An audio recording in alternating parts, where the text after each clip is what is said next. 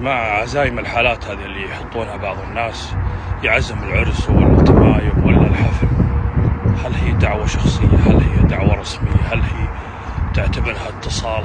هل تعتبرها رسالة؟ هل تعتبرها أي نوع من أنواع الدعوة؟ لكن إذا أنت ما جيت ليش الطرف الثاني يزعل عليك؟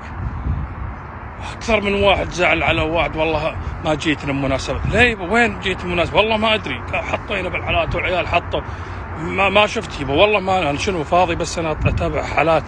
أنا عندي مليون ألف شغلة وشغلة، والله حتى الحالات مرات إني ما أشوفها وكثير منكم ما يشوفها.